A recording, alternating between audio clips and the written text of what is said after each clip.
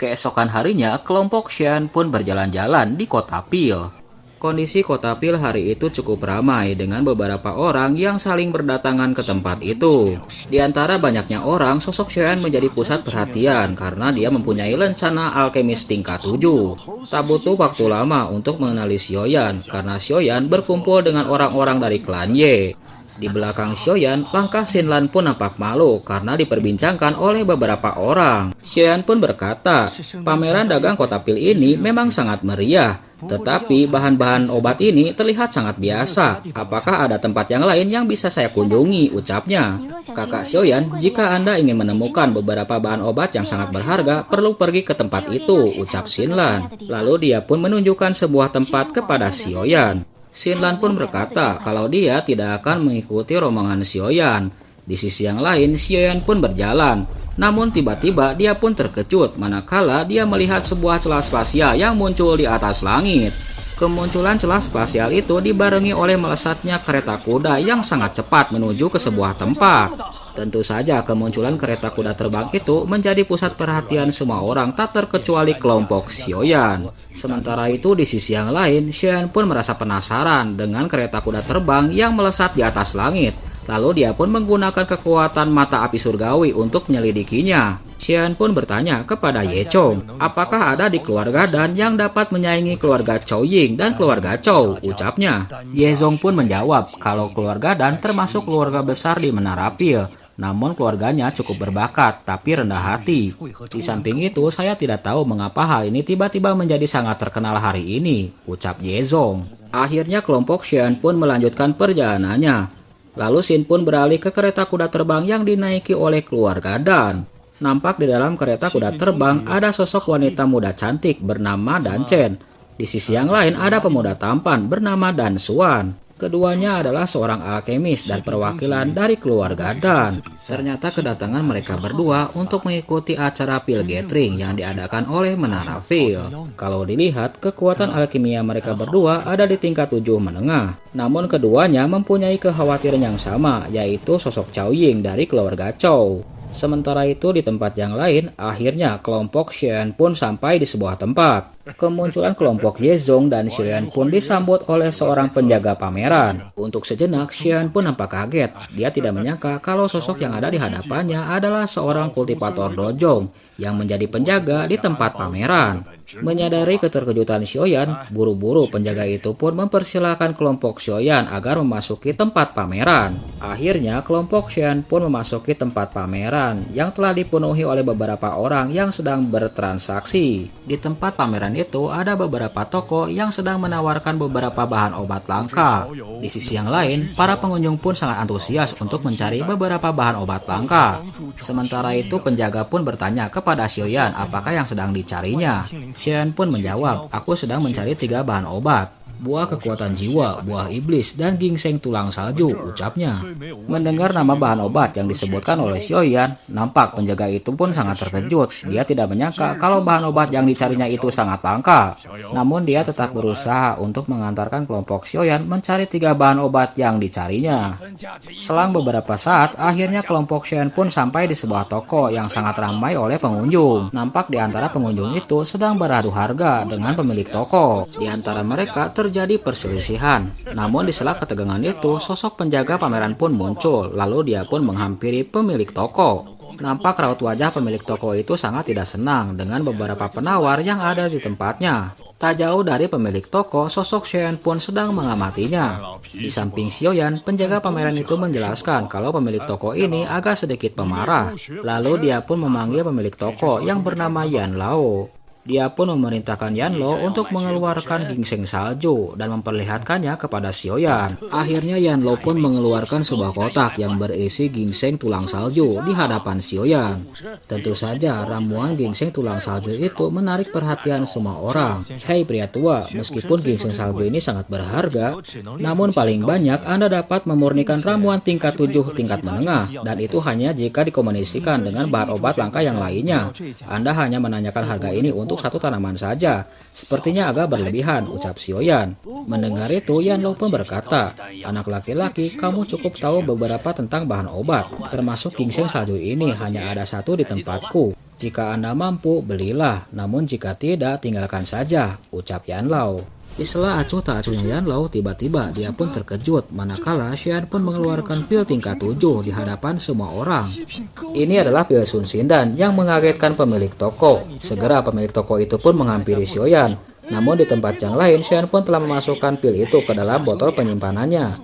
Pemilik toko itu pun berusaha untuk merayu Xiaoyan, namun Xiaoyan mengacuhkannya. Tak pantang menyerah, pemilik toko itu pun lalu menawarkan beberapa item di tokonya kepada Xiaoyan. Mendengar itu, lalu Xiaoyan pun menyebutkan 2 bahan obat yang sedang ia cari. Lalu dia pun bergegas untuk meninggalkan pemilik toko yang sedang panik. Saking paniknya, akhirnya pemilik toko pun mempersilahkan Xiaoyan untuk mengambil ginseng tulang salju. Seperti biasa, Xiaoyan pun bertaktik seolah-olah dia tidak terlalu membutuhkan ginseng tulang salju yang dijajakan oleh pemilik toko. Tiba-tiba Xiaoyan pun mendengar suara Tianhuo Zunze. "Xiaoyan, tukarkan kepingan tembaga di sudut itu. Aku pernah melihat pola itu sebelumnya. Itu adalah hal kuno." Setelah mendengar instruksi dari Tianhuo Zunze tentang piringan tembaga itu, lalu Xiaoyan pun menghampiri pemilik toko. Lalu Xiaoyan pun berpura-pura untuk memilih beberapa item yang ada di tempat itu, sebelum perhatiannya tertuju kepada sebuah benda, yaitu piringan tembaga. Lalu dia pun mengambil piringan tembaga itu. Piringan tembaga itu pun lalu dilemparkan Xiaoyan kepada pemilik toko. Segera pemilik toko itu pun memasukkan piringan tembaga itu ke dalam sebuah kotak dan disatukan dengan ginseng tulang salju yang dipesan oleh Xiaoyan. Setelah selesai, lalu dia pun menyerahkan 2 item itu kepada Xiaoyan. Pemilik toko itu pun berkata kalau pil tingkat 7 milik Xiaoyan itu bukan untuk dirinya, melainkan untuk putranya. Pemilik toko itu pun mengatakan kalau selama ini, selama bertahun-tahun, putranya belum menerobos kemacetan, jadi pil itu akan digunakan oleh putranya. Untuk sejenak, Xiaoyan pun termenung dengan apa yang dikatakan oleh pemilik toko. Dia pun mengingat ayahnya yang waktu itu telah memberikan sebuah ramuan kepadanya di waktu muda. Ayah Xiaoyan membeli sebuah ramuan di lelang rumah Mitel, berharap agar Xiaoyan dapat menerobos kemacetan. Di tempat yang lain, pemilik toko itu pun nampak terkejut karena Xiaoyan memasukkan beberapa pil ke dalam botol penyimpanannya. Lalu botol itu pun diserahkan ke pemilik toko. Xiaoyan pun mulai mengambil 2 item yang ia dapatkan. Namun tiba-tiba dia pun diserang oleh sebuah kipas besi. Setelah serangan itu, tiba-tiba 3 sosok pun muncul di hadapan semua orang. Lalu sosok itu pun berkata, "Teman ini, saya juga menyukai potongan tembaga itu. Aku tidak tahu apakah kau bisa menyerahkannya kepadaku. Aku tidak akan menyerahkannya kepadamu," ucap Xiaoyan. Mendengar ucapan itu, lalu Chen Tian pun berusaha untuk menyerang Xiaoyan dengan kipas besinya. Namun di tempat yang lain, Xiaoyan pun berhasil menahannya. Lalu dia pun berusaha untuk menyerang Chen Tian dengan tenangannya. Melihat tuannya telah dirugikan oleh Xiaoyan, 2 penjaga di sisi Chen Tian pun melesat untuk menyerang Xiaoyan. Namun serangan mereka dihalangi oleh dokter peri kecil. 2 penjaga di sisi Chen Tian itu pun nampak kaget dengan kekuatan dokter peri kecil. Di tempat yang lain, Chen Tian pun mulai memperkenalkan dirinya kepada kelompok Xiaoyan. "Aku adalah Chen Tian dari Sekte Sungai yang Mendalam," ucapnya. Namun di tempat yang lain, Xiaoyan pun mengabaikan Chen Tian, lalu dia pun bergegas untuk mengajak kelompoknya pergi meninggalkan tempat itu. Tentu saja, perbuatan itu membuat tidak senang Chen Tian, lalu dia pun menyuruh penjaganya untuk menghalangi kelompok Xiaoyan. Namun di tempat yang lain, dokter peri kecil dan Tianhuo Zunze pun telah bersiap untuk melindungi Xiaoyan. Bahkan dokter peri kecil pun menakut-nakuti para penjaga dari Chen Tian. Dengan nada dingin, Xiaoyan pun berkata, "Jangan bermain-main denganku, kalau tidak kamu akan menghilang selamanya." Setelah ucapannya itu, lalu Xiaoyan pun bergegas untuk meninggalkan tempat itu dengan kelompoknya. Di tempat yang lain, Chen Tian pun merasa tidak senang dengan Xiaoyan, lalu dia pun berkata, "Selidiki orang ini latar belakangnya. Ini benar-benar pertama kalinya dalam beberapa tahun ini aku ada yang mengancamnya. Ini sangat menarik," ucap Chen Tian.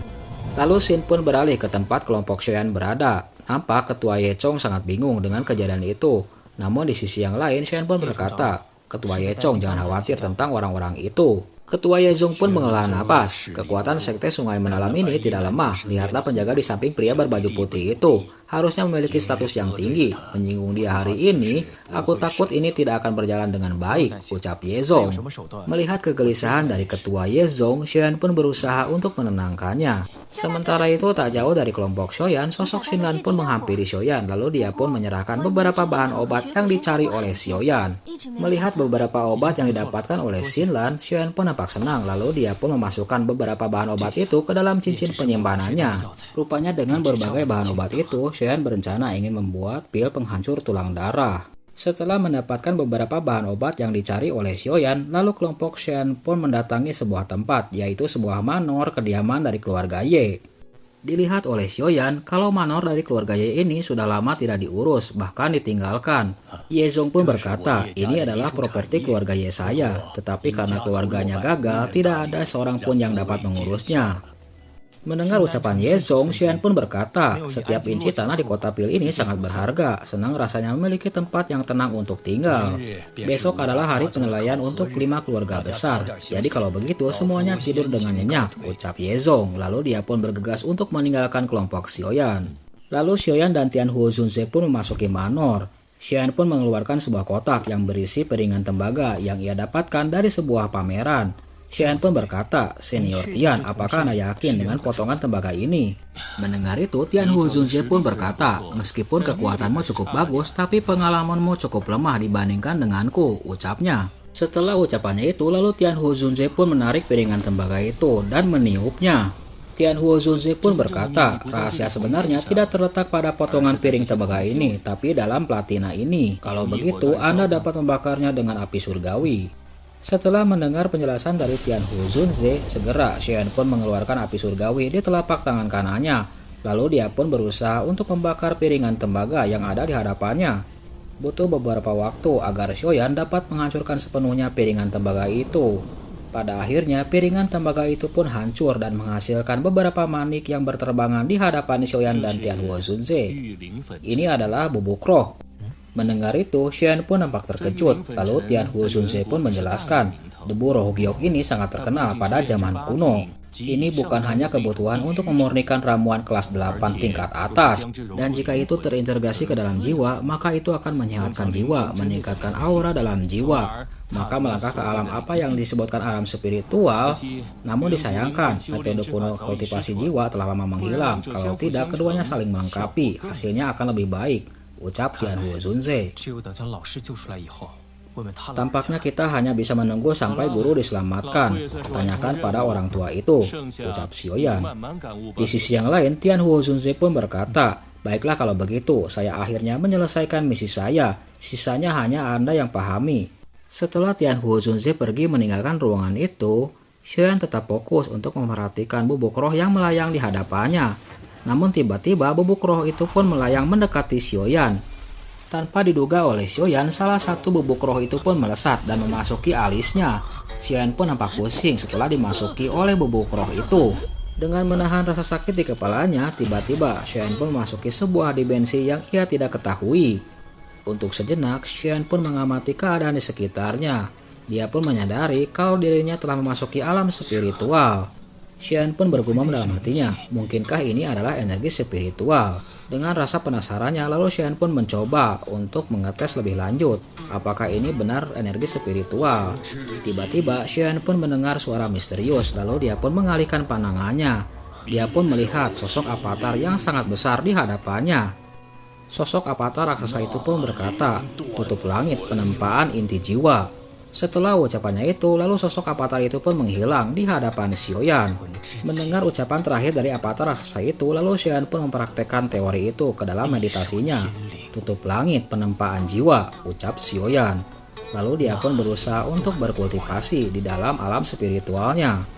Segera setelah Xiaoyan memahami apa yang dikatakan oleh avatar raksasa itu, dia pun mencoba untuk mengilustrasikannya. Energi jiwa yang tak terhitung jumlahnya langsung melesat untuk menyelimuti tubuh Xiaoyan. Sementara itu Xin pun diperlihatkan di luar halaman manor keluarga Ye. Nampak energi spiritual dari kekuatan Xiaoyan telah keluar menuju halaman tersebut. Tanpa diduga, energi spiritual yang didapatkan Xiaoyan merubah keadaan di tempat manor itu. Segera tumbuhan yang kering layu menjadi hijau kembali dan muncul beberapa bunga yang menghiasinya.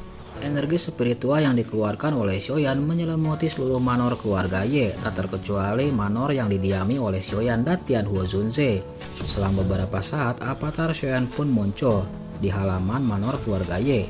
Dia pun nampak terkejut dengan apa yang dia lihat. Dengan kekuatan spiritual yang baru ia dapatkan, Xuan pun mencoba untuk mendalaminya. Dengan avatar roh spiritualnya, Xuan pun mencoba untuk menjelajah ke semua tempat. Tanpa diduga oleh Xuan sebelumnya, dia telah memasuki sebuah tempat yang sangat misterius. Namun ketika Xuan akan menelusurinya lebih lanjut, dia pun nampak terkejut karena dia melihat mata raksasa yang ada di hadapannya. Mata raksasa itu seperti mata naga yang sedang memandanginya. Xuan pun nampak terkejut, lalu dia pun berkata, "Apakah ini adalah 3000 api pembakaran?" ucapnya. Namun di sela keterkejutan Xuan pun dikejutkan oleh sebuah serangan spiritual. "Siapa yang berani mengintai wilayah bintang kami?" ucapnya. Segera setelah serangan spiritual itu membuat Xuan pun tersadar dari alam spiritualnya. Xuan pun nampak kaget, sungguh pria yang kuat dan menakutkan. Hanya satu kata saja dapat menghancurkan jiwaku, umam Xuan. Tanpa diduga wilayah bintang kota dan adalah tempat 3000 Yan Huo berada. Sepertinya kita perlu menjadi lebih kuat dan cepat. Jika tidak ada lagi kesempatan, umamnya. Lalu Xin pun beralih ke Menara Pil, tempat Liao Kongzi berada. Suang Kongzi pun berkata, "Seseorang sebelumnya telah memata-matai wilayah bintang. Untungnya api 3000 tidak terbangun. Jika tidak, mungkin masalah lainnya akan terjadi," ucapnya. Mendengar itu, Xuan Yi pun berkata, "Siapa yang bisa mendeteksinya? Aku juga tidak tahu, namun kekuatan dari jiwa orang ini cukup bagus. Aku takut aku telah memasuki alam spiritual, alam rohani. Mungkin seseorang dari sekte jiwa. Orang-orang dari istana jiwa berkeliling untuk mengumpulkan jiwa para alkemis." Beberapa waktu lalu terjadi pertempuran antara keluarga Ye di kota Danyu. Salah satunya adalah murid dari Yao Chen. Ucapan dari Suang Kongzi itu rupanya menarik perhatian dari Xuan Yi. Lalu dia pun berkata, "Murid Yao Chen, aku sangat ingin melihatmu," ucapnya. Setelah terjadi penyusupan itu, lalu Suang Kongzi pun memerintahkan agar menjaga ketat wilayah bintang.